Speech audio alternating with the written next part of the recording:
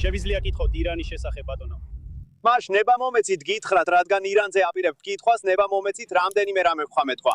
პირველ რიგში ვფიქრობ ძალიან მნიშვნელოვანია, რომ ამერიკული მედია იყოს პატიოსანი ამერიკელი ხალხის მიმართ ამ კონკრეტულ საკითხზე, რადგან ეს არა მხოლოდ საჯარო პოლიტიკის საკითხებს ეხება, არამედ რეალურად გავლენას ახდენს მშვიდობასა და ომზე. და სწორედ ამას გულისხმობ.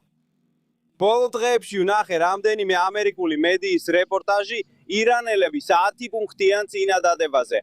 რაც ვიცი, რადგან თავად ვარ ჩართული, მინიმუმ 3 სხვადასხვა წინადადება მაინც მიმოქოქცევაში მინახავს. პირველი წინადადება წარმოდგენილი იყო და გულახდილად რო ვთქვათ, ვფიქრობთ, რომ ალბათ ChatGPT-მა დაწერა სტივ ვიტკოფსა და ჯარედ კუშნერს გაეგზავნა. ეს წინადადება მაშინვე უარყოფილი იქნა.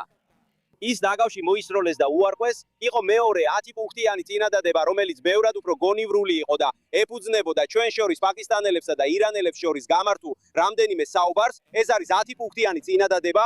ეს არის ის წინადადება, რომელსაც პრეზიდენტი გუშინ მიუთითებდა. პატიოსლად რო გითხრათ, მე უკვე ვნახე მესამე 10 პუნქტიანი წინადადება, რომელიც კიდევ უფრო მაქსიმალისტურია ვიდრე პირველი და სხვადასხვა სოციალური მედიის არხებში ვრცელდება. ეხლა აქ რაც ამ ყველაფერში საინტერესოა ისაა, რომ მე ვნახე რამდენიმე მედია საშუალება, როგორიცაა New York Times-ი, CNN და სხვები, როგორ ავრცელებდნენ და განიხილავდნენ ამას. Საწყისი 10 პუნქტიანი წინადადება, რომელიც ეფუძნებოდა არაფერს გარდა ირანში შემთხვევითი ადამიანის მიერ ქვეყნის საზოგადოებრივ ტელევიზიაზე გაგზავნილ წინადადებას. და შემდეგ ისინი ამბობენ, რომ ეს თითქოს მთავრობის მოლაპარაკების პოზიციას წარმოადგენს. ეს იგივეა, როგორც ვთქვათ, დემოკრატი ქალაქის საბჭოს წევრი ბოიზიში, აიდაჰოში. რომ თქვას, რაღაც აბსურდული ადგილობრივმა საზოგადოებრივმა ტელევიზიამ გაავრცელოს ეს აბსურდული განცხადება და შემდეგ New York Times-მა გამოაქვეყნოს ეს ისე, თითქოს ეს იყოს ერთებული შტატების პრეზიდენტის პოზიცია. ამას არანაირი აზრი არ აქვს, რაც ირანში ხდება, არის ის, რომ აშკარად ჯანს მთავრობის პოზიცია მოლაპარაკება შეერთებულ შტატებთან. შეერთებულ შტატებში თქვენ იკავებთ შეერთებული შტატების პრეზიდენტის პოსტს, რაც ნიშნავს, რომ აგზავნით მოლაპარაკებებს პაკისტანში და მონაწილეობთ ამ მოლაპარაკებაში კეთილ სინდისიერად. და ასე რომ დიახ, არიან რამდენიმე გიჟი ადამიანი ირანელთა წრეებში, რომლებიც ანონიმურად არცელებენ ინფორმაციას, იქნება ეს პროპაგანდის მიზნით, სირცხვინის გამო თუ იმიტომ, რომ არ მოეწონათ რაც მოხდა და საბოლოო წერტილი, როცა ვამბობ, რომ მათ არ მოეწონათ რაც მოხდა, რაც ვიცით არის ის, რომ შეერთებულმა შტატებმა მიაღწია თავის სამხედრო მიზნებს. რაც ვიცით არის ის, რომ შეერთებულ შტატებს შეეძლოთ ირანისთვის დამატებითი მნიშვნელოვანი სამხედრო და ეკონომიკური ხარჯების დაკისრება და მათ ჯერ კიდევ აქვთ ამის შესაძლებლობა. მაგრამ ჩვენ საბედიეროდ ამ მომენტში ვფიქრობ, გვაქვს ცეცხლის შეწყვეტა. შეერთებული შტატების პრეზიდენტის ლიდერობის, ირანელების დაპირების წყალობით ხორმუზის სრუტის გახსნაზე და გვაქვს მოლაპარაკება, რომელიც ამ კვირის ბოლოს უნდა დაიწყოს. ეს არის სიმართლე. ვფიქრობ, ეს კარგი პირველი ნაბიჯია. ნახოთ, შევძლებთ თუ არა კიდევ უფრო წინ წასვლას მომდევნო დღეებში. შემიძლია ლიბანზე კითხო, თქვი, იმიტომ რომ არსებობს უთანხმოება, შედის თუ არა ლიბანი ამ წინადადებაში. და პარლამენტის თავმჯდომარე შენ მაგიდის მეორე მხარეს დაჯდები ისლამაბადში. მან თქვა, რომ მოლაპარაკებები ომის დროს არარაციონალურია, ამიტომ ის ისრაელს თხოვდა შეეჩერებინა თავდასხმები, რომ მოლაპარაკებებისთვის გზა გაეხსნა. კარგი, პირველ რიგში ვიცი, რომ დღეს ისრაელელებსა და ჩვენი ქვეყნის ხელმძღვანელობას შორის საუბრები გაიმართა. მე ამაში არ მიმიღია მონაწილეობა, რადგან უნგრეთში საქმეებით ვიყავი დაკავებული. შეიძლება განვაახლო ინფორმაცია, როცა თვითმფრინავში ჩავჯდები, მაგრამ ნება მომეცით გითხრათ, მართლა ვფიქრობ, რომ ბევრი არაკეთილ სინდისიერი მოლაპარაკება და პროპაგანდა მიმდინარეობს. ვფიქრობ, ეს ნამდვილი გაუგებრობიდან მოდის. მგონია ირანელებმა იფიქრეს, რომ ცეცხლის შეწყვეტა ლიბანსაც მოიცავდა, მაგრამ ასე არ იყო. ჩვენ ეს დაპირება არასდროს მიგვიცია. არასდროს მიგვინიშნებია, რომ ასე იქნებოდა. თქვით, რომ ცეცხლის შეწყვეტა ფოკუსირებული იქნებოდა ირანზე და ამერიკის შეერთებული შტატების მოკავშირეებზე, ისრაელსა და სპარსეთის ყულის ქვეყნებზე. რაც შეეხება ამას, როგორც გავიგე, ისრაელელებმა უფრო სრულყოფილი ანგარიში უნდა მიიღონ თვითმფრინავში ჩასწომისას, თუ ამის სურვილი აქვთ. პირდაპირ ვთქვათ, ისინი ცდილობენ თავი შეიკავონ ლიბანში, რადგან სულთ ჩვენი მოლაპარაკება წარმატებით დასრულდეს, ეს არ ნიშნავს, რომ ეს ცეცხლის შეწყვეტის ნაწილია. მგონია, რომ ისრაელელები ცდილობენ მოგვამზადონ წარმატებისთვის და ვნახავთ, როგორ განვითარდება ეს მომდევნო დღეებში. თუ ირანი გადაწყვეტს, რომ ეს მოლაპარაკება ჩაიშალოს კონფლიქტში, სადაც მათ ლიბანის გამო დაესხმებიან თავს, რაც მათთან კავშირში არ არის და რაც მათ ცეცხლის შეწყვეტაში არასდროს ჩაუთავთ, საბოლოო არჩევანი მათზეა. ეს იქნებოდა სისულელე, მაგრამ არჩევანი მათია. ბატონო ვიცე-პრეზიდენტო, ირანი კვლავ ბლოკავს ჰორმუზის სრუტეს. რაიმე მოლოდინი გაქვთ თუ როდის გაიხსნება ეს სრუტე? კარგი, დღეს უკვე ვნახეთ მოძრაობის ზრდა, ველით რომ ხვალაც მოძრაობა გაიზრდება, სინამდვილეში ვხედავთ ნიშნებს, რომ სრუტე იხსნება. რადგან ნავთობის ფასები დაეცა ენერგეტიკულ ბაზრებზე, ეს ცვლილება უკვე იგრძნობა. მაგრამ პრეზიდენტმა ძალიან კაფიო თქვა, შეთანხმება ცეცხლის შეწყვეტაა, მოლაპარაკება, სადაც ჩვენ ამას ვთავაზობთ და ისინი სთავაზობენ სრუტეების გახსნას. თუ ამას ვერ ვიხილავთ, პრეზიდენტი არ შეასრულებს პირობებს, თუ ირანელები იგივეს არ გააკეთებენ. ბატონო ვიცე-პრეზიდენტო, კაროლინ ლევიტმა თქვა, რომ თქვენ მნიშვნელოვანი როლი შეასრულეთ ამ მოლაპარაკებებში. შეგიძლიათ დაგვეხმაროთ უკეთ გავიგოთ თქვენი როლი და იყო თუ არა თქვენი ცნობილი წინააღმდეგობა უცხოურ ომებთან მიმართებაში გადამწყვეტი ფაქტორი, რომ თქვენ გახდით ამ პროცესის მთავარი ფიგურა. კარგი, მადლობელი ვარ იმისთვის, რაც კაროლინმა თქვა, ჩემი მთავარი როლი იყო ის, რომ ძალიან ბევრი დრო გავატარე ტელეფონზე ზარების განხორციელებასა და მიღებაში და კიდევ ერთხელ კმაყოფილი ვარ შედეგით.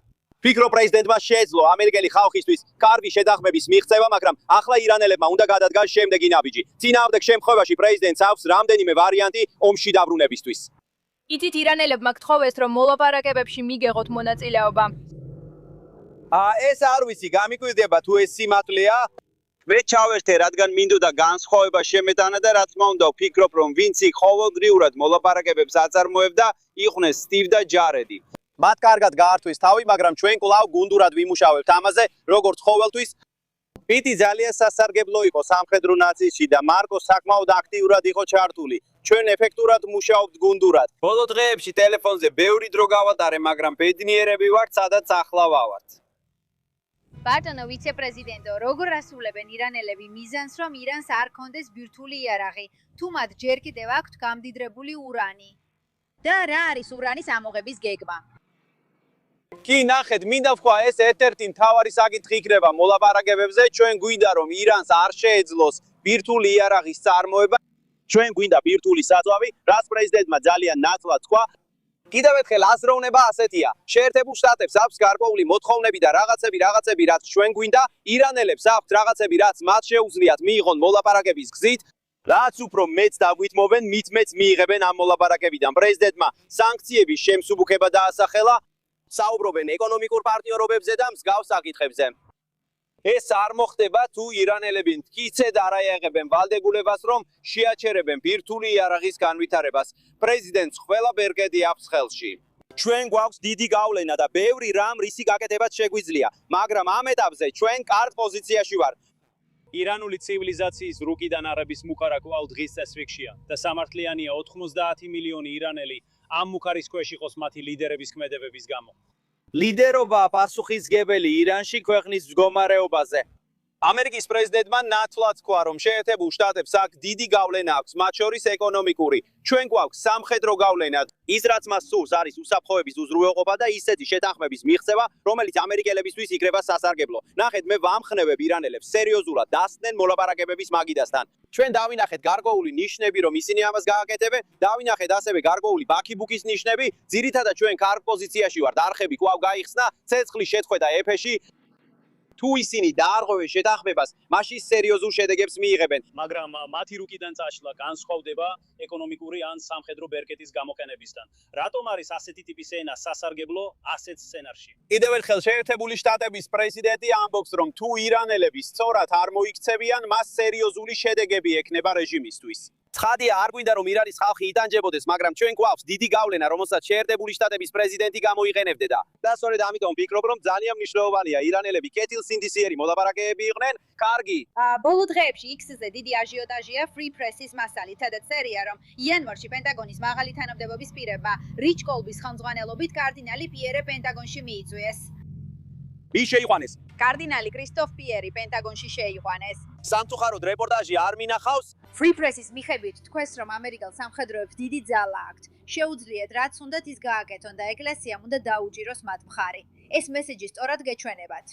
ეს არის რაღაც, რაც თქვენ მაშინ მე კარდინალ კრისტოფ პიერის მიმართ უპატივცემულობის გარეშე არ ვიცი ვინ არის კარდინალი კრისტოფ პიერი. კარგი, მე უკვე ვიცნობდი მას ბოდიში, უბრალოდ სახელი არ მახსოვდა. ეს რეპორტაჟი არასოდეს მინახავს. მინდა კარდინალ კრისტოფ პიერსა და ჩვენს ხალხთან ვისაუბრო, რომ გავიგო რა მოხდა სინამდვილეში. ყოველთვის ცუდია დაუდასტურებელ ამბედზე აზრის გამოთქმა, ამიტომ ამას ეხლა არ გავაკეთებ. ბატონო მდივანო, ირანის გამდიდრებული ურანის საკითხთან დაკავშირებით ხედავთ თუ არა სცენარს, სადაც მთავრობა დათანხმდება ირანს მისცეს უფლება გააგრძელოს ურანის გამდიდრება სამოქალაქო ბირთვული მიზნებისთვის. ნახეთ, პრეზიდენტმა თქვა, რომ არ გვინდა ირანს ჰქონდეს ბირთვული იარაღის შექმნის შესაძლებლობა. პრეზიდენტმა კიდევ ერთხელ აღნიშნა, რომ არ სურს ირანმა გამდიდროს ურანი ბირთვული იარაღის მისაღებად და რომ მან უარი უნდა თქვას საძვალზე. ამას მოვითხოვთ მოლაპარაკებებში და ვნახავთ რა დათმობებზე წავა ირანი.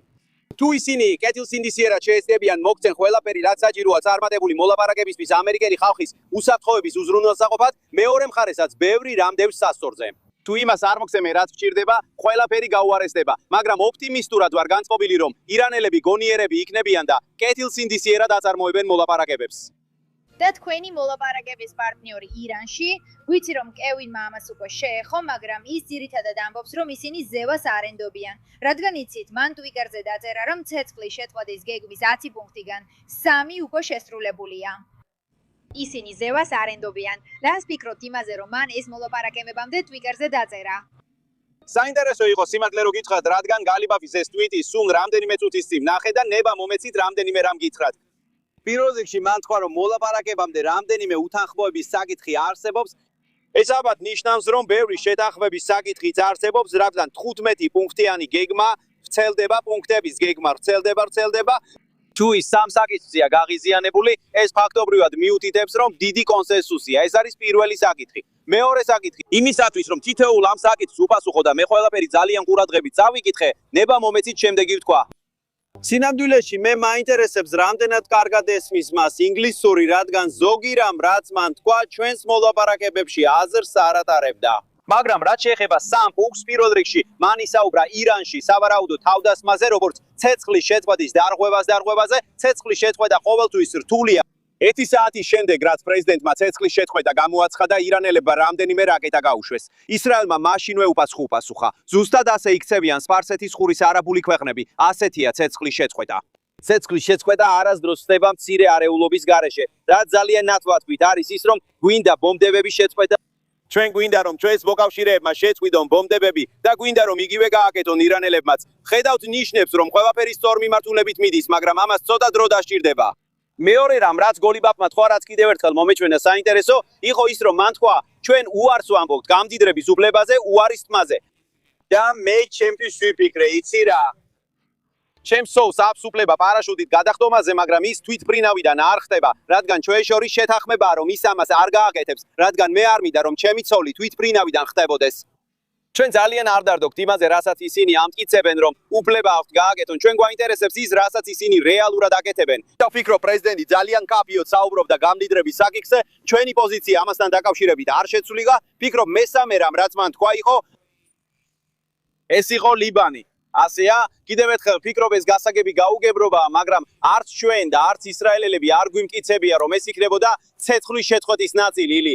კიდევ ერთხელ მუშაობთ ამ საკითხების გადასაჭრელად, ფუნდამენტურად სწორ გზაზე ვართ. ბევრი რამ გვაქვს გასაკეთებელი, ბევრია რაც ირანელებმა უნდა მიიღონ ამ მოლაპარაკებაში, მაგრამ ჩვენ ძლიერი პოზიცია გვაქვს და მას გამოვიყენებთ. კარგი, ყველას მადლობა, კარგად დაბრუნდით სახლში. არ გამოვა.